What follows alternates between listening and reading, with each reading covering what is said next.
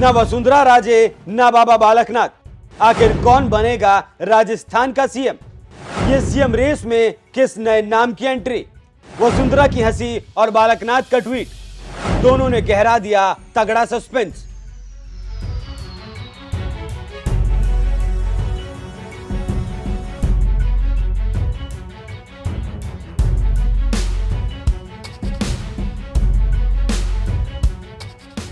नमस्कार, मैं हूं आपके साथ अभिषेक पुंडी।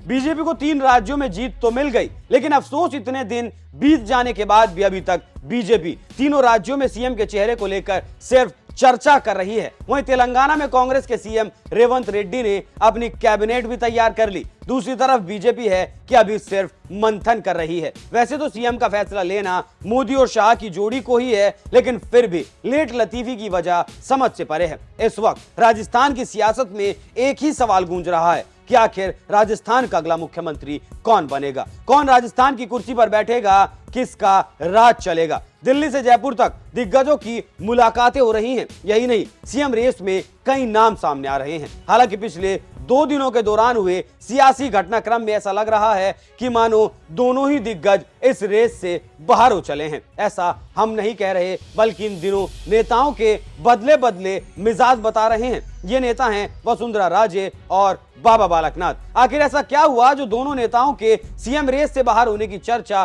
तेज हो गई? जी हां, खबरें हैं कि ये दोनों अब सीएम रेस से बाहर हैं। सबसे पहले बात बाबा बालकनाथ की, जिन्होंने तिजारा सीट से विधानसभा चुनाव जीता। जैसे ही बीजेपी ने विधानसभा चुनाव में परचम लहराया, तो यूपी के सीएम योगी आदित्यनाथ की तरह ही राजस्थान में योगी बालकनाथ को सीएम बनाए जाने की चर्चा ने जोर पकड़ लिया। हालांकि खुद बाबा बालकनाथ इस पर सीधे सीधे बोलने से बचते नजर आए। वहीं अब उन्होंने एक ट्वीट किया है, जिससे लग रहा है कि वो खुद ही सीएम की रेस से बाहर हो गए। योगी बालकनाथ ने ट्वीट करते हुए लिखा, पार्टी और प्रधानमंत्री नरेंद्र मोदी के नेतृत्व में जनता जनार्दन ने पहली बार सांसद और विधायक बनाकर राष्ट्र सेवा का अवसर दिया। चुनाव परिणाम आने के बाद से मीडिया और सोशल मीडिया पर चल रही चर्चाओं को नजरअंदाज करें। मुझे अभी प्रधानमंत्री के मार्गदर्शन में अनुभव प्राप्त करना है।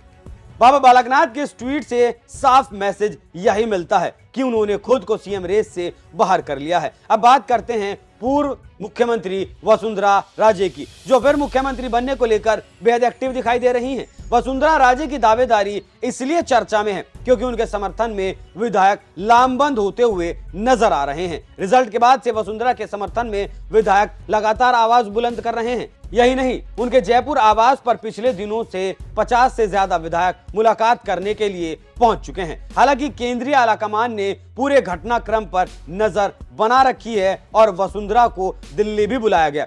राजे दिल्ली पहुंची और गुरुवार रात में बीजेपी के राष्ट्रीय अध्यक्ष जेपी नड्डा से उनकी मुलाकात हुई। यह मुलाकात करीब 1.5 घंटे तक चली। इस मुलाकात के बाद जब वसुंधरा वहां से वापस लौटी तो मीडिया के सामने कुछ नहीं कहा। हाँ, उनके चेहरे पर मुस्कुराहट, हंसी जरूर नजर आ रही थी। राजनीति में बॉडी लैंग्वेज का काफी महत्व होता है। जिस तरह से वसुंधरा राजे की नड्डा के साथ मुलाकात हुई और वो करीब 1.5 घंटे से ज्यादा की मुलाकात रही, उससे ऐसा माना जा रहा है कि वसुंधरा को मना लिया गया है। यानी अगर मुख्यमंत्री के पद पर कोई नया नाम सामने आ जाए तो बहुत बड़ी बात नहीं होगी। जिस तरह बीजेपी अध्यक्ष से मुलाकात के बाद वसुंधरा वहां से बाहर निकली, उससे चर्चा यही है कि वो भी सीएम की रेस से बाहर हो चुकी हैं। हालांकि ये फाइनल तभी होगा जब सूबे में नए सीएम के नाम का ऐलान हो जाएगा। अभी राजस्थान के मुख्यमंत्री पद की रेस में दिया कुमारी, राज्यवर्धन सिंह राठौर के अलावा सीपी जोशी, ओम माथुर, अर्जुन राम मेघवाल,